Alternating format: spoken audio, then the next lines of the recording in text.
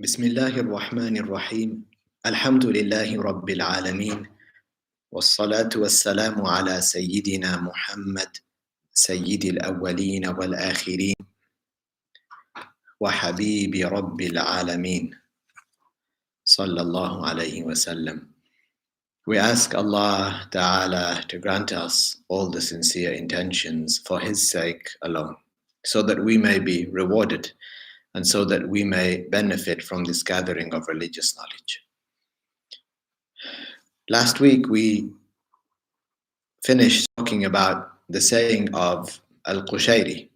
We finished mentioning what he mentioned, or rather what Al-Hafiz Al-Zabidi mentioned that Al-Qushayri mentioned.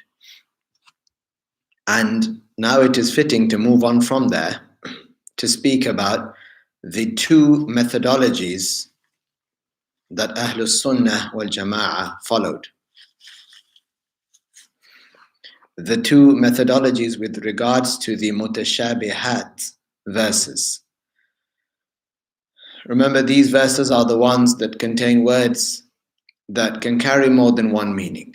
So some meanings are the apparent meanings of these words, and other meanings not so apparent, but within the language they exist for those words.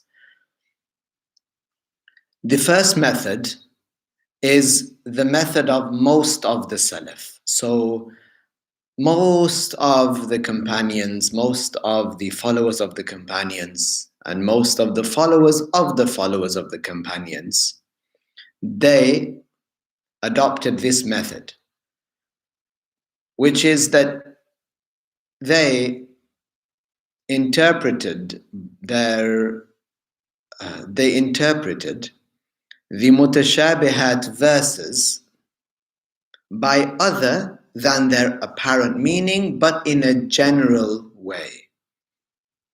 So this word interpretation, at-ta'wil, everybody does it, be it a Wahhabi or a Sunni.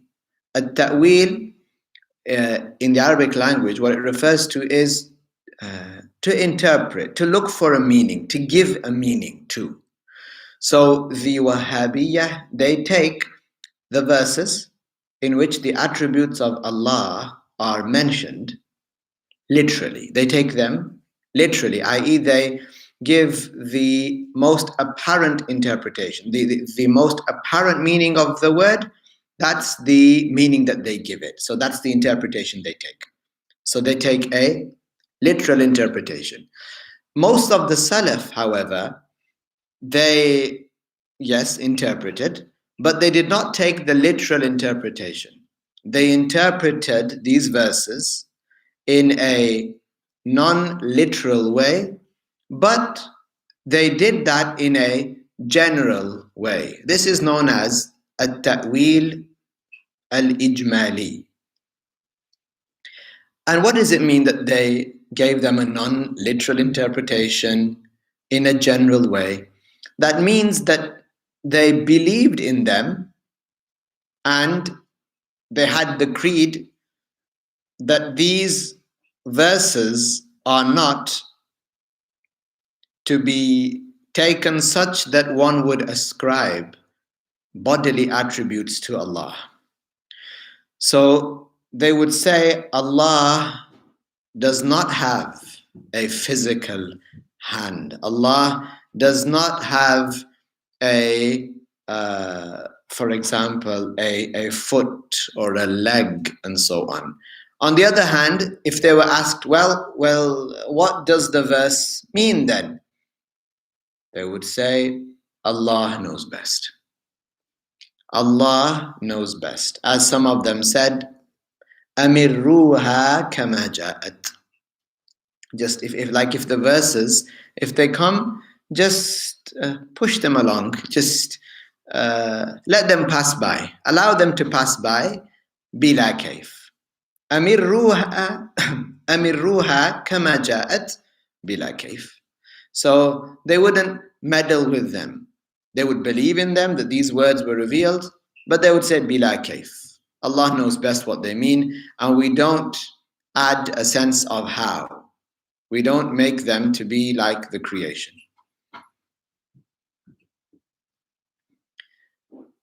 So they would give so they wouldn't specify an exact meaning. Instead, they would refer them all, these verses which contain attributes of Allah, they would refer them all back to the muhkam, to those ayahs that can only carry, according to the language, one meaning. Like they would refer these verses back to the verse or part of the verse, لَيْسَ كَمِثْلِهِ شَيْءٍ. Allah is not like the creation in any way. Al-Imam al-Shafi'i radiyallahu anhu, he said,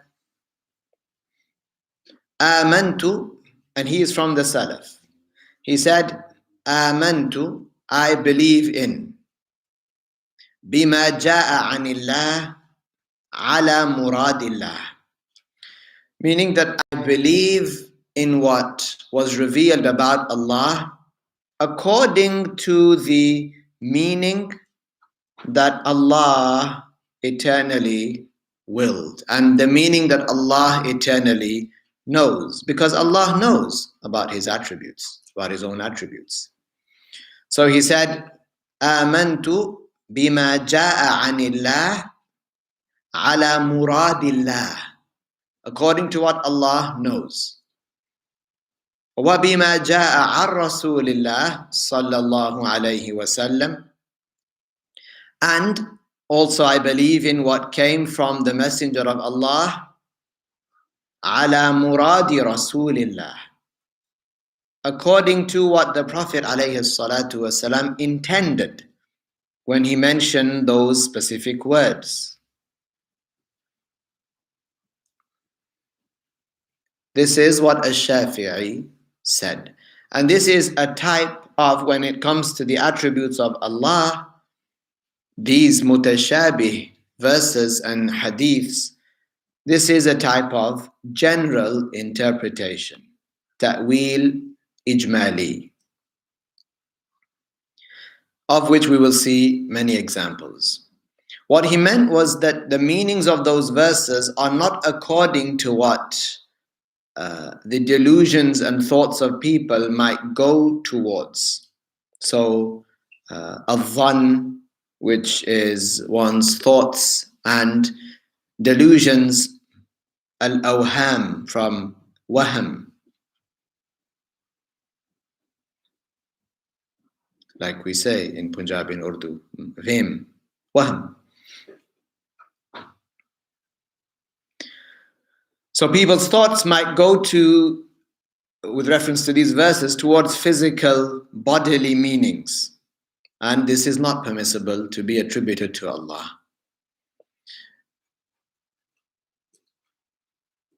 So the Wahhabiyya and other people like them in the past, when they saw that the Salaf, most of them were doing this, they were saying, look, just believe in them as they are, and say bila kayf, say they are without a how.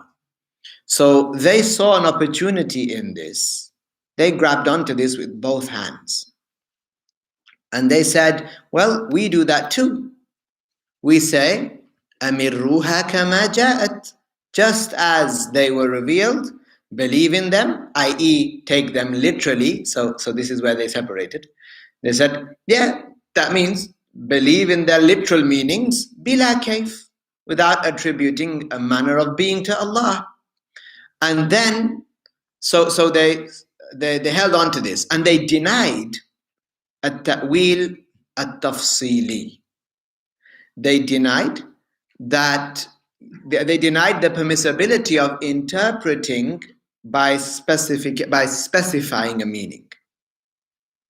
Even this, if someone said that I believe in these verses, I believe in yadullahi fawqa aydihim, this verse, I believe in it without saying that Allah has a hand. If someone says that to one of them, they will say, no, you have to be literal.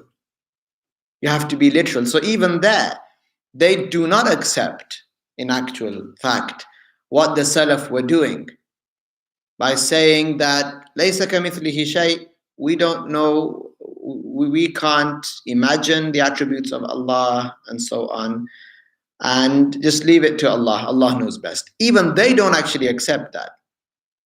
Rather, they blur the lines and say, no, you have to take it literally, and then you can say without a how, which is a contradiction. So this is where this whole issue stems from, where they started to say, the Wahhabiyya and others before them, they rejected the specific interpretation, at-ta'wil, at-tafsili, and they started to say, at-ta'wil, ta'til. If you interpret, if you don't take the literal meaning, and you give a meaning that is beyond or outside the literal meaning, then you are belying the religion. You don't believe in the ayahs. They said this is takdhib. You don't actually believe in what Prophet Muhammad alayhi salatu wasalam came with. And then when they found scholars that actually did that engaged in this second method of at-ta'wil at-tafsili, they couldn't call some of them, they couldn't call some of these scholars of Ahlus-Sunnah in an outright way kuffar, because then the whole Muslim nation would stand up against them. So they would use terms that are much lighter and say, oh, he's mistaken, and but in their own gatherings, yes, they believe that the scholars of Ahlus-Sunnah that have said, that have given specific non-literal interpretations, they believe about them that they are non-Muslims. So at one point in time, they were even denying, they were saying the Salaf did not engage in this detailed interpretation. But this is a rejected claim, very easily rejected and backed up by proof. Al-Bukhari, in his book of tafsir of the Qur'an, he mentioned in the tafsir of Surah Al-Qasas, Surah 28, Ayah 88, about the saying of Allah, kullu shay'in halikun illa wajhahu. This verse, that if it was taken literally, then the Wahhabiyah would say it means everything will perish except his, والعياذ بالله, face. Meaning, and intending by that, the face of Allah.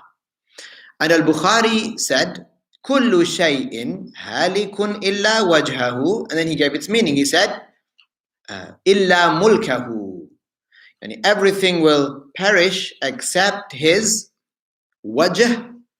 Al-Bukhari said except his. Wajh means except his mulk, meaning accept his dominion, accept the rulership, accept the ownership of Allah. So here he gave a detailed interpretation that is outside the most apparent literal interpretation. If someone was to take it literally and say, well, one of the most apparent meanings of wajh is face, which they say about Allah, the Wahhabiyya say that, then a person would say, according to the most literal interpretation and the most apparent meaning of this word, they would say everything will perish except the face of Allah, والعياذ بالله. But Al-Bukhari, he said, كُلُّ شَيْءٍ هَالِكٌ إِلَّا وَجْهَهُ, and then the ayah closes, and then he said, إِلَّا مُلْكَهُ, except for the dominion of Allah. And then he gave a second interpretation that some scholars also mentioned.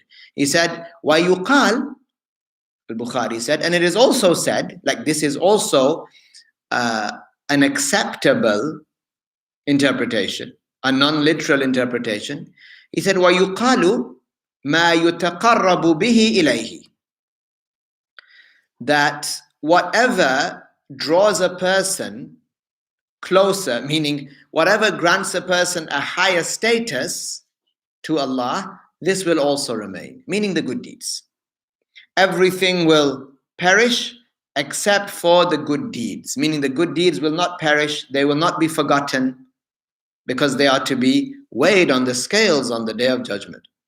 So, and some mujtahid, or a mujtahid like Sufyan al-Thawri, this is how he interpreted it, and he was from the Salaf. He said, كُلُّ شَيْءٍ هَالِكٌ إِلَّا وَجْهَهُ. Everything will perish except his wajh. He said it means except the good deeds, because they have a high status to Allah. That is why Allah Ta'ala attributed them to his to himself, that they are his good deeds that he created. So Al-Bukhari was from the Salaf, and here we see him making a detailed interpretation, completely outside. I mean, where is his dominion? In meaning his dominion and a supposed face.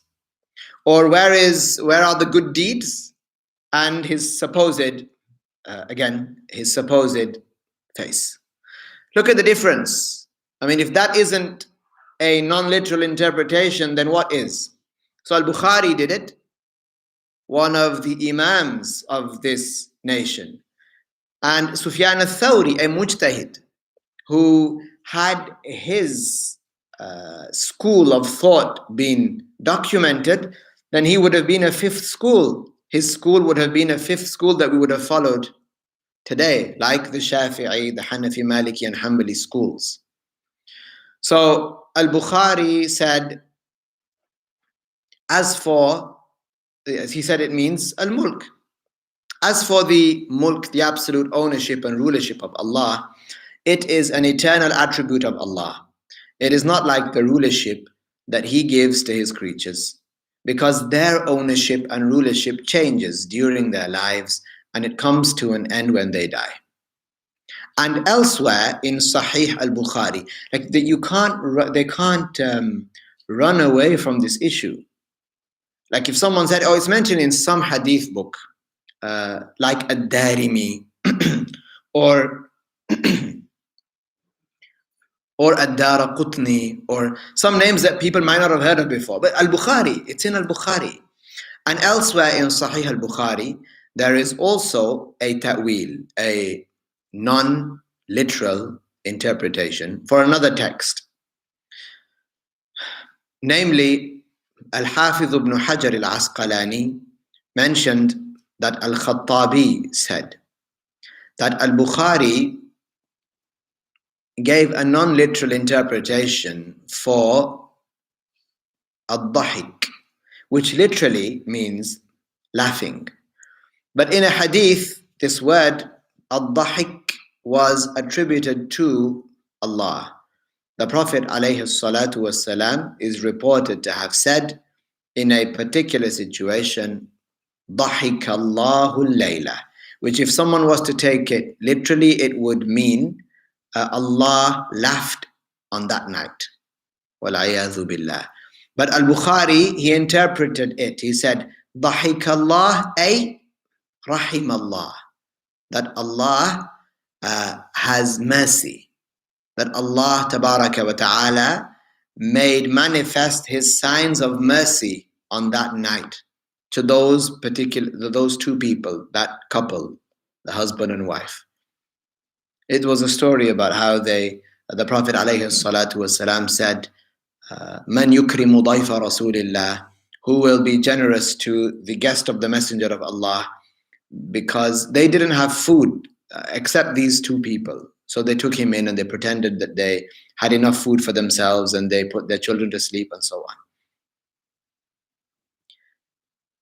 Also, the detailed interpretation, at-ta'wil at-tafsili, of a verse according to other than its apparent meaning is confirmed from Al-Imam Ahmad. So far, what do you have? You have at-ta'wil at-tafsili. With this, you can refute any person who says that it's not permissible. You say Al-Bukhari did it with regards to the verse كل شيء هالك إلا وجهه. He said إلا ملكه, except his dominion, the rulership, the eternal and everlasting sifa of Allah Tabaraka wa Ta'ala, the attribute. And the same verse كل شيء هالك إلا وجهه, Sufyan al-Thawri and al-Bukhari said ما يتقرب به إليه, the good deeds. The good deeds. And then you have al-Bukhari also interpreting, giving a non-literal interpretation to al-Dahik, which literally means to laugh. But when it was mentioned about Allah, he interpreted it and said it means mercy. So al-Bukhari and Sufyan al-Thawri. Next, it's fitting to mention that al-Imam Ahmad ibn Hanbal, rahimahullah, the one whom the Wahhabis claim to follow in fiqh. Some of the so-called Salafiyah nowadays, they don't follow a madhab. They just say Qur'aan and Sunnah. And they have Ibn Taymiyyah as their religious figurehead in creed. Others, they do follow a madhab. They say we do believe in the four schools, and they go with the school of Al-Imam Ahmad in fiqh. So in Saudiya, you will see that they claim to follow the Hanbali school. They will pray, they will make wudu and so on, or they will perform these acts according to the school of Al-Imam Ahmad ibn Hanbal. So they don't claim to be Shafi'is. The reason why they do that, and then they perform the shape of the prayer and the shape of wudu, the reason why they do that is because Al-Imam Ahmad, many statements were attributed to him with regards to,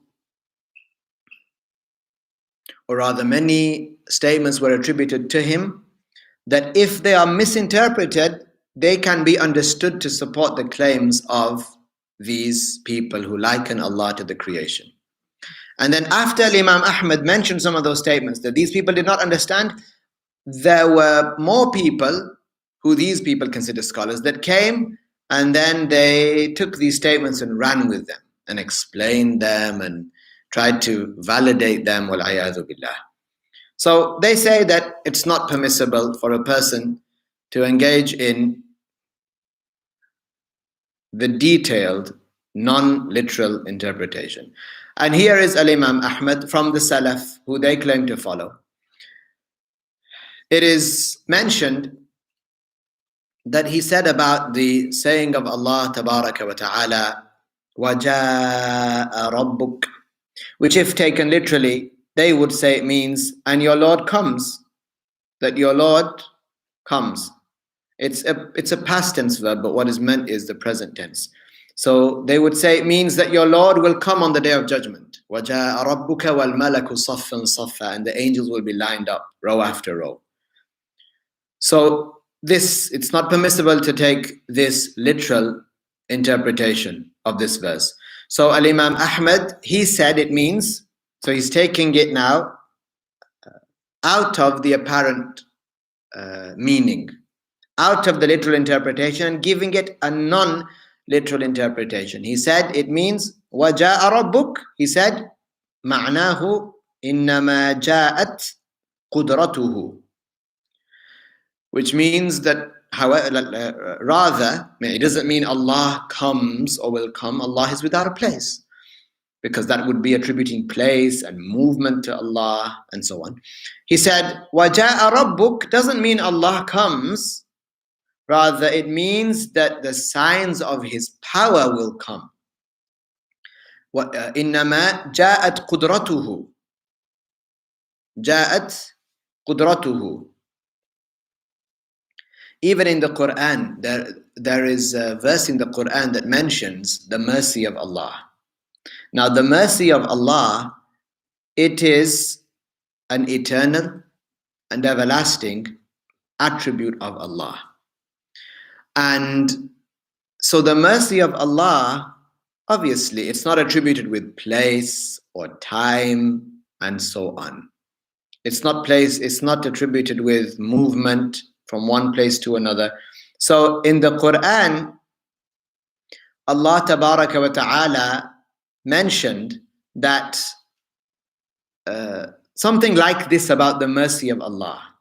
And then in another verse, so if someone was to take it for its literal meaning, they would give it a non-befitting interpretation. But in another place in the book of the Qur'an, it mentions something very similar, but then there's an extra word. As opposed to the mercy of Allah, it says, آثار رحمة الله, meaning the signs of the mercy of Allah. So this, within the Qur'an itself, it shows that in one place it would say something that if it was taken literally, then it would give a non-befitting meaning. And then in the Qur'an itself, it mentions a similar statement, except that there's an extra word, athar, meaning literally traces, but what it means here, the signs of the power of Allah Tabaraka wa Ta'ala. Al-Imam Ahmad said, إِنَّمَا جَاءَتْ قُدْرَتُهُ, meaning that the signs of the great signs of the power of Allah will appear on that day. As the Prophet alayhi salatu wasalam said in a hadith, إِنَّ اللَّهَ غَضِبَ الْيَوْمَ غَضَبًا, and it doesn't mean wrath or anger. He said, إِنَّ اللَّهَ, about the day of judgment, غَضِبَ الْيَوْمَ غَضَبًا لَمْ يَغْضَبْ قَبْلَهُ مِثْلَهُ وَلَنْ يَغْضَبَ بَعْدَهُ مِثْلَهُ. Here this hadith means that on that day, great signs of the torture that Allah will inflict upon the kuffar, these great signs will be made manifest. They will appear on that day. And it doesn't mean, as the Wahhabiyya take it, that Allah on that day will be so angry. He's never been that angry before that day, and he will never in the future be as angry as he will be on that day. They take it literally. والعياذ بالله. But I mentioned this to explain what this verse means. That Imam Ahmad said it means, إِنَّمَا جَاءَتْ قُدْرَتُهُ, great signs of the power of Allah will appear on that day. People will be tortured in ways that people haven't seen before. The skies will crack. This is a great sign of the power of Allah. The seas, some of them said that the sea would be on fire or it would boil. So these are great signs of the power of Allah Ta'ala. So here you are, Al-Imam Ahmad, who they claim to follow, he has engaged in giving a specific, a detailed, non-literal interpretation of a verse in the Qur'an. So it is said to them, if you call us kuffar for having changed the book of Allah, then by principle you must also call Al-Imam Ahmad a kafir, who you so dearly hold on to, and he claimed to hold on to. So this is a very strong proof, a very, very strong proof to be used against them. The chain for this narration to Al-Imam Ahmad was authenticated, was classed as sahih by Al-Hafiz Al-Bayhaqi. Al-Hafiz Al-Bayhaqi. And Shaykh Abdullah mentioned that Al-Hafiz Al-Bayhaqi, he is the one about whom another Hafiz, Al-Hafiz Salahuddin Al-Ala'i, said that no one came after Al-Bayhaqi and Ad-Daraqutni like them. So Al-Bayhaqi had a very high rank in the knowledge of Al-Hadith. And this is mentioned, it's easy to remember. It's mentioned by Al-Bayhaqi in a book that he authored about the good traits, about the merits of Al-Imam Ahmad. Like this, the scholars wrote biographies about other scholars. So Al-Imam Ahmad, radiyallahu anhu, Al-Hafiz Al-Bayhaqi has a book known as Manaqib Ahmad. Manaqib is plural of the word manqabah. Manqabah. Manqabah means like the akhlaq, like the seerah, the manners or the way of life of the biography. Manaqibu Ahmad, the good traits of Ahmad. So Al-Bayhaqi in Manaqib Ahmad mentioned that Al-Imam Ahmad gave a non-literal, detailed, non-literal interpretation of a verse in the Qur'an, and he classed this as sahih, as authentic.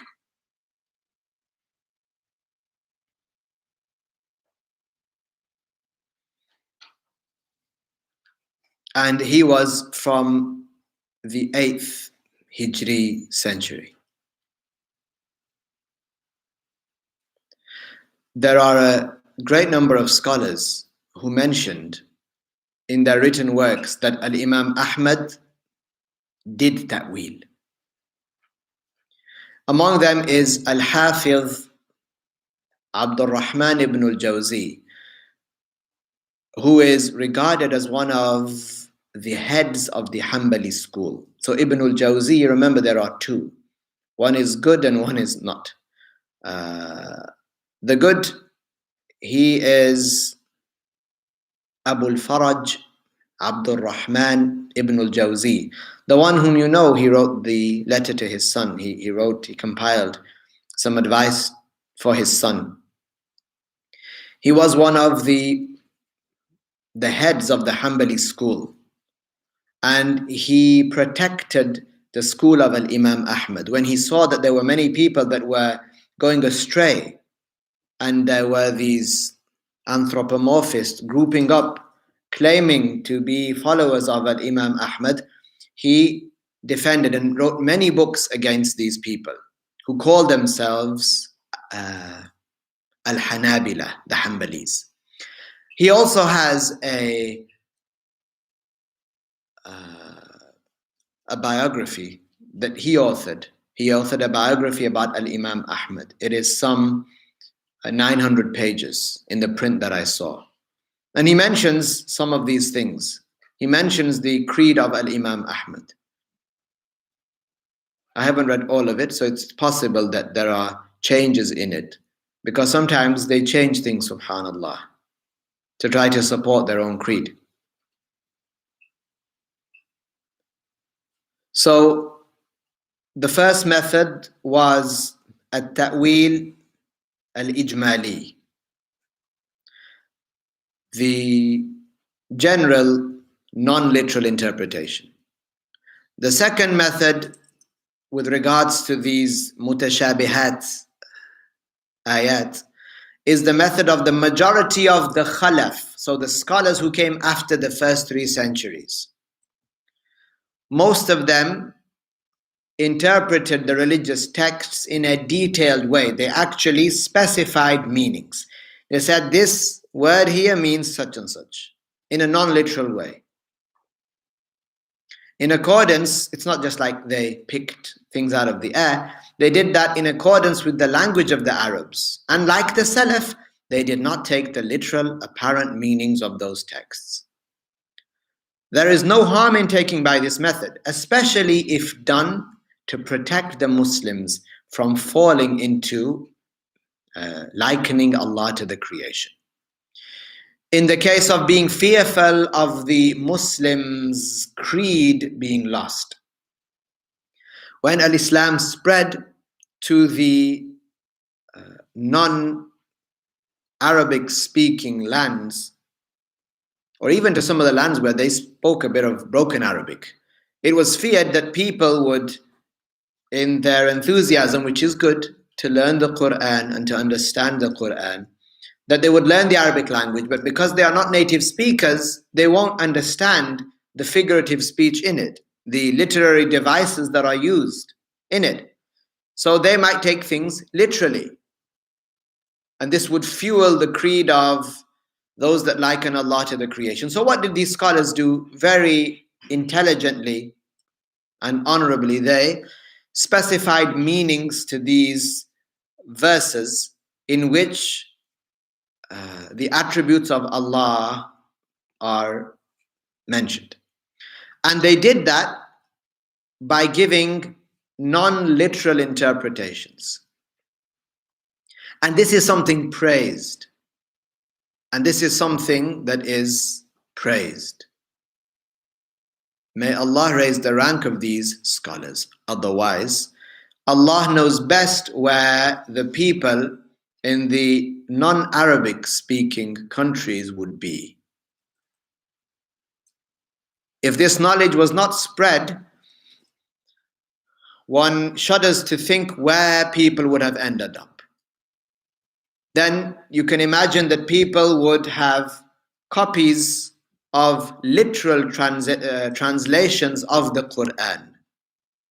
And it would be common to see within them, when people read them, words like والعياذ بالله, the face of Allah, the hand of Allah, the eyes of Allah, the shin, and so on. Another example now of the method of the Khalaf, the later scholars, and how they gave specific interpretations, specific detailed interpretations to these verses. Allah revealed in Surah Sad, Surah 38, Ayah 75, in reprimanding Iblis. ما منعك أن تسجد لما خلقت بيدي. Which means that what is it that prevented you, O Iblis, the devil, the father of the jinn, what is it that prevented you from prostrating to what I created with yadayya, with my yadayya? Literally, this would mean two hands. Yad wa yadan wa yadayya.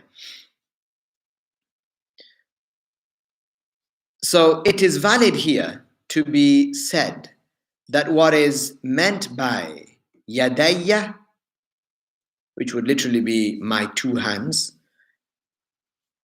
because it's not permissible to say that Allah created Adam with his two hands, or to say Allah created Adam with his own two hands, meaning attributing hands to Allah and saying that he created Adam with them.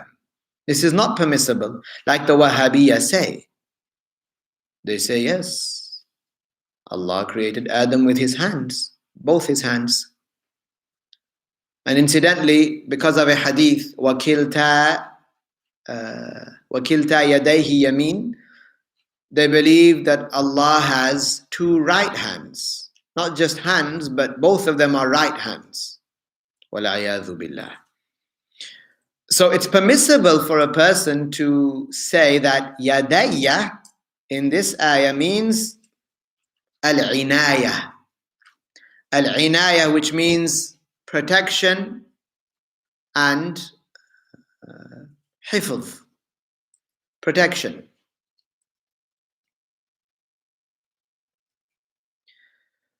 Al-Shaykh Fakhruddin al-Razi,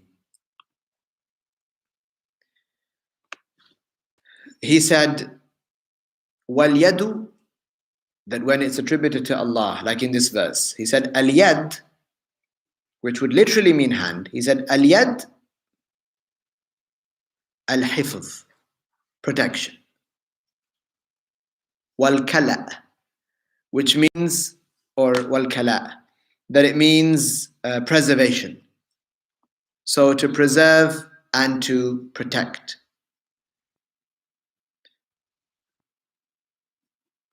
And this befits Allah Tabaraka wa Ta'ala, to say that He created Adam alayhi salam bil-inayah, meaning He created Adam alayhi salam and special care was given to the creation of Adam alayhi salam, because there would be prophets from his lineage, from his offspring. In the Arabic language, these types of uses, these types of literary devices are known. These are known. That the word yad, which literally would be hand for us, is used in many different contexts. You see, the Arabic language is very vast. Why? Some might say, well, English is vast too. Well, the English language is made up of many different languages, as you know. And in comparison to the Arabic language has existed for so long, such that our master, Prophet Adam alayhi salam, spoke it. And then it changed, and then it was added to, and Allah created the Arabic language. So there are so many uses that exist within it, that as opposed to the English language, which also obviously has many literary devices, but the Arabic language is so rich that the English language, in that sense, cannot compare to it, because of the English language being made up of so many different languages. Sometimes the metaphorical use of literary devices from the Latin language, it doesn't pass over to the English language. Or if words are taken from the Hindi language, if they're taken and they are now used in English, sometimes those literary devices, that metaphorical language doesn't carry over. Likewise, there are words within the English language that have an Arabic origin. So it's made up of different languages. So many of these matters, or actually all of the matters that the scholars mention in interpreting these verses of the Qur'an, they give them valid meanings according to the Arabic language. Even if an Arab today says, well, I don't know the Arabs to say that. Well, you don't even speak in classical Arabic at home and in the shops and at work. You don't even do that. You have forgotten most of the language of, or a lot of the language of your ancestors. Yes, you still read the Qur'an and so on. But if an Arab nowadays doesn't recognize this use of yadayya, then this is something that only he has himself to blame, because they don't talk like that nowadays, but they used to talk like that.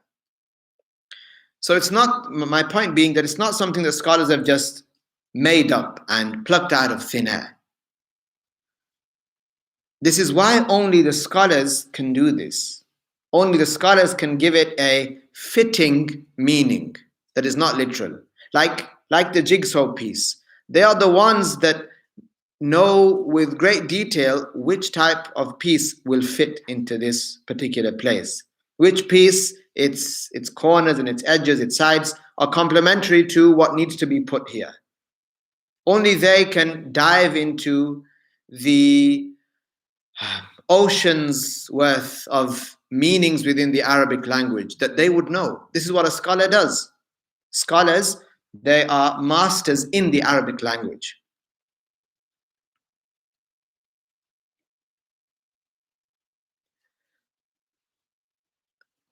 Likewise, if we look at some other examples, let it be known that Allah Ta'ala is the creator of the soul and the body.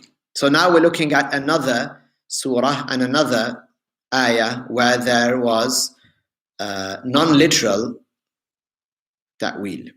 So Surah At-Tahrim, Surah 66,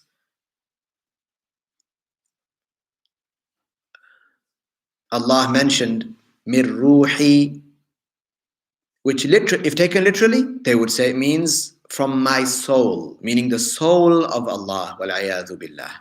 When Allah is the creator of the soul, He is not attributed with having a ruh. And Surah Sad, Surah 38, Ayah 12, mir ruhina. If taken literally, they would say it means from our soul, meaning the soul of Allah, والعياذ بالله. Shaykh Abdullah al-Harari, rahimahullah, said, let it be known that Allah Ta'ala is the creator of the soul and the body. So He is not a soul or a body. Nonetheless, Allah attributed to Himself the soul of Jesus alayhi salam with the meaning of ownership and honor, and not with the meaning of the soul being a part of Allah. والعياذ بالله. This is in what he revealed in ayah 91 of Surah Al-Anbiya, Surah 21, about the soul of Prophet Isa alayhi salam, min ruhina, which literally means from our soul. And likewise in what Allah revealed in Surah Sad, min ruhi, which would literally mean from my soul. And Allah revealed in Surah At-Tahrim, فَنَفَخْنَا فِيهِ مِن رُوحِنَا. Literally, if taken literally, it would mean that we blew into it. And it's impermissible to attribute blowing to Allah Ta'ala, because blowing consists of a mouth and parts, instruments. مِن رُوحِنَا, literally from our soul. The meaning of all of this is that Allah ordered Jibreel alayhi salam to blow into Lady Mary, Lady Maryam, the soul which is under the ownership and which is greatly honorable to Allah. Allah Ta'ala ordered Jibreel to go and do this. Jibreel alayhi salam. This is because the souls are of two types. So why did Allah Tabaraka wa Ta'ala reveal it in this way, where Allah attributed it to himself to show that it has a high status? This is because the souls are of two types. Some are souls that are honorable and some are souls that are evil. The souls of the prophets are from the first category, the honorable souls. And attributing the soul of Isa alayhi salam and the soul of Adam to himself is an attribution of idafa, of ownership. And this necessitates, this entails that that soul would be an honorable soul. Whoever believes that Allah the Exalted is a soul, a ruh, commits kufr. This is because the soul is a creation and Allah is exalted from that. And similar to this example is what Allah Ta'ala revealed in ayah 26 of Surah Al-Hajj, Surah 22, with reference to the Kaaba. Bayti, literally my house. It is an attribution of ownership so as to honor the Kaaba. And it is not an attribution to express an actual attribute of Allah. Like we don't say the Kaaba is an attribute of Allah. We don't say the Kaaba, this building, is an eternal and everlasting attribute of Allah. Of course not. Because there is no physical relation between Allah and the Kaaba, of course. This is because it's impossible that touching or contact between Allah and the Kaaba would take place. And likewise is the case of what Allah revealed in Surah Al-Mu'minun, ayah 116. Rabbul Arsh, the Lord of the Arsh. This verse is not for anything else other than proving that Allah is the creator of the Arsh, which is the largest of creations. It is not that the Arsh has a physical relation to Allah, with Allah sitting upon it or being parallel above it, without actually sitting on it. No, none of this. It does not mean that Allah is sitting on his Arsh in contact with it, and it does not mean that Allah is parallel above the Arsh with the existence of a gap between Allah and the Arsh. No. Whether the gap was estimated as being wide or narrow, none of this is what is meant. All of that is impossible to attribute to Allah Ta'ala. The merit of the Arsh is that it is the Kaaba for the angels who circle around it. Just as the Kaaba has the merit of being the creation that the believers do tawaf around. The angels, even the angels that carry the Arsh, they worship Allah by being obedient to Allah. That's one. They carry the Arsh. And they also have prayers that they pray. They also have prayers that they pray. So the scholars spoke about this and they differed in opinion about, well, when they pray, they can't be carrying the Arsh because they need to put their forehead down on something solid to prostrate. So the scholars, they differed in opinion. Some of them said, well, what happens to the Arsh? Some scholars said that some angels come, and there are 4 angels that carry the Arsh. Some scholars mention that some other angels, some other honorable angels come and take the place of these angels, whether it occurs at the same time, 4 take the place of 4 or 1 takes the place of 1 and like that. Allah knows best. But some scholars said that some angels come and take the place of these angels so that those angels can perform a sajda on the Arsh. Some even stand on the Arsh. Some perform a sajda on the Arsh, and some even stand on the Arsh and then prostrate. And some scholars said that they leave these posts, which is that they carry the Arsh, and it's held for that time during when they pray.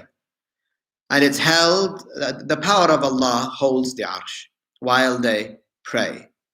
So the Arsh was created as a Qibla, as a Kaaba for the angels, just as the Kaaba on earth was created as a Qibla for the people of the earth.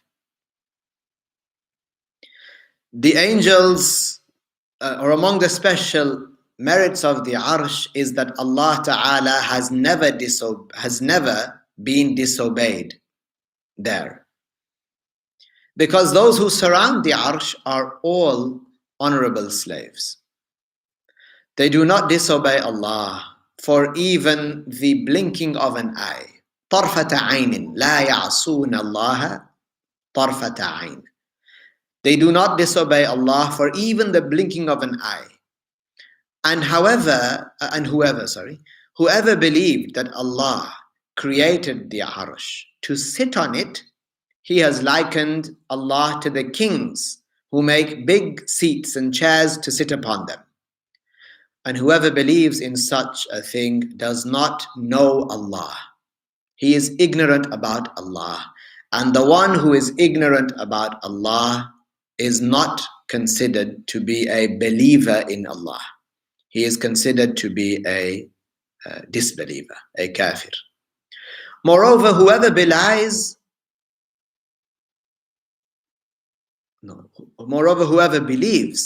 that Allah is attributed with contact, that he comes into contact with something and so on, this person commits kufr. Because this would mean that Allah has a limit, a size, and so on. And this is impossible in reference to Allah Tabaraka wa Ta'ala. I think we'll stop here. Next time, we will go through the verse Ar-Rahmanu ala al-arshi istawa.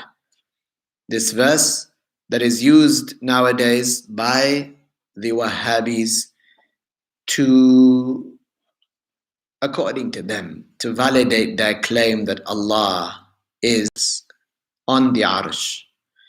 Even though you see, subhanallah, that they change their mind sometimes. They say, no, we don't say he sits. We say he's above. And no one's ever said that he sits.